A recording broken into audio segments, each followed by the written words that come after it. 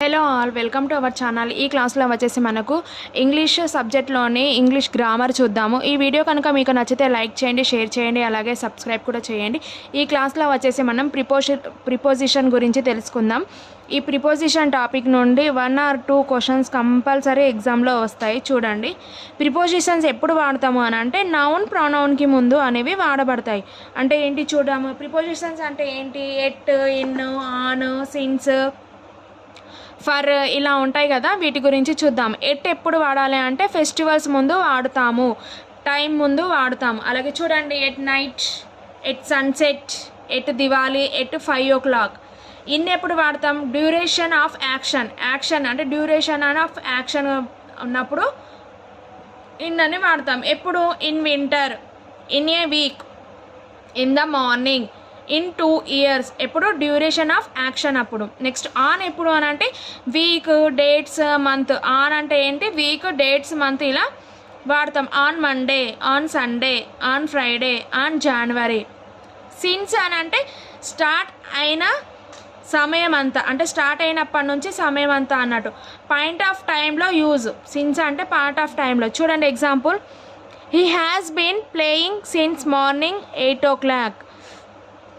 ఆమె ఎప్పుడు 8 o'clockకి ఆడుతుంది అన్నమాట. He has been playing since morning 8 o'clock. అతను ఎప్పుడు 8 o'clockకి ఆడతాడన్నమాట. అంటే సిన్స్ స్టార్ట్ అయిన సమయం అంటే పాయింట్ ఆఫ్ టైంలో, ఈ టైంలో అన్నట్టు. ఫర్ పీరియడ్ ఆఫ్ టైం అంటే గడిచిపోయిన సమయం, అంటే అయిపోయిన సమయం. They have been learning for last 3 years.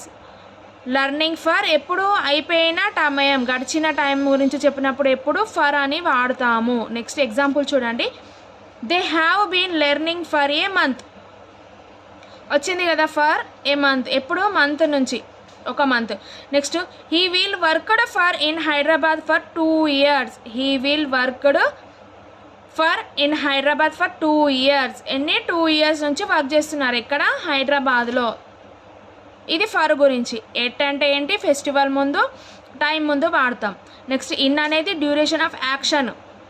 Morning, year, winter ఇలా యాక్షన్ ఉంటాయి కదా, వీటినప్పుడు ఏం వాడతాం? ఇన్ అని వాడతాం. ఆన్ ఎప్పుడు? వీక్, డేట్స్, మంత్ ఇలా ఉన్నప్పుడు ఆన్ అని వాడతాం. సిన్స్ అంటే పాయింట్ ఆఫ్ టైంలో, పర్టికులర్గా ఈ పాయింట్లో, ఈ టైంలో అన్నట్టు. నెక్స్ట్ ఫర్ అనేసి గడిచిపోయిన సమయం. Next beside. బిసైడ్ అంటే ఏంటి? ప్రక్కన. ఎగ్జాంపుల్ చూడండి, my house is beside.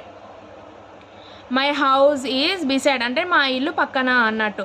She speaks Telugu besides English. ఆమె తెలుగు మరియు ఇంగ్లీష్, తెలుగు పక్కన ఇంగ్లీష్ కూడా మాట్లాడుతుంది. నెక్స్ట్ బిట్వీన్ అంటే ఇద్దరు వ్యక్తులు లేదా ఇద్దరు వస్తువులు లేదా 2 గ్రూపులుగా ఉన్నప్పుడు బిట్వీన్ అని వాడాలి. ఎగ్జాంపుల్ చూడండి, the 2 girls shared the chocolates between themselves. అంటే వాళ్ళిద్దరు ఏంటి? చాక్లెట్స్ని యూజ్ చేసుకుంటున్నారు గ్రూప్స్గా ఉన్నప్పుడు, లేకపోతే ఇద్దరు 2 వస్తువులు ఇలా ఉన్నప్పుడు. నెక్స్ట్ ఎమాంగ్ అంటే ఇద్దరికంటే ఎక్కువ వ్యక్తులు ఉన్నప్పుడు, ఒకరికంటే ఎక్కువ వ్యక్తులు. ఎగ్జాంపుల్ చూడండి, the 5 boys shared the books among themselves. ఆ 5 boys ఏం చేస్తున్నారు? ఇక్కడ 2 ఉంటేనేమో బిట్వీన్. నెక్స్ట్ ఎమాంగ్ అని అంటే ఇద్దరికంటే ఎక్కువ వ్యక్తులు ఉన్నప్పుడు యూజ్ చేస్తారు. ఏం యూజ్ చేస్తారు? అమాంగ్ అనే వాడు యూజ్ చేస్తారు, ప్రిపోజిషన్ యూజ్ చేస్తారు. Next by with. బై అంటే ఏంటి? వ్యక్తి జీవం ఉన్న వాటిని బై అని అంటారు. అంటే విత్ అంటే ఏమిటి? వస్తువులు, ఒక వ్యక్తి వాడిన పరికరాలను ఏమంటారు అని అంటే విత్ అని అంటారు. నెక్స్ట్ వ్యక్తి జీవం ఉన్న వాటిని ఏమంటారు అంటే బై అంటారు. She was killed by a boy with a knife. She was killed by a boy with a knife. దేంతోటి? బై. చెప్పాను కదా, జీవం ఉన్న వాటిని. షీ వాజ్ కిల్డ్, ఆమె దేంతో చంపింది? నైఫ్ తోటి చంపింది. ఎవరిని? బాయ్ని. నెక్స్ట్ విత్ అంటే వాడిన పరికరాలు, ఒక వ్యక్తి వాడిన పరికరాలు. The thief was beaten by the police with a cane. ఏం చేశాడు? ఒక దొంగ పోలీస్ రాగానే కొట్టాడన్నమాట. విత్ అనేవాడు వాడతాం. అంటే ఒక వ్యక్తి వాడిన పరికరాలు. ఇది వ్యక్తి ఉన్న, జీవం ఉన్న వాటిని ఏమంటారు? అప్పుడు బై అని యూజ్ చేస్తాం. నెక్స్ట్ ఏదైనా పంపించే విషయంలో కూడా బై అనే యూజ్ చేస్తాం. By post, by register, by Telegram, by WhatsApp ఇలా. ఫ్రమ్ అంటే ఏంటి? Is followed by preposition to, అంటే టూతో కంపేర్ చేయబడి ఉంటుంది. ఫ్రమ్ అనేది దేనితోటి? టూతో కంపేర్ చేయబడి ఉంటుంది. Next, she works from 5 PM to 6 PM. ఏంటి? ఆమె ఎప్పటి నుంచి వర్క్ చేస్తుంది? 5 PM to 6 PM.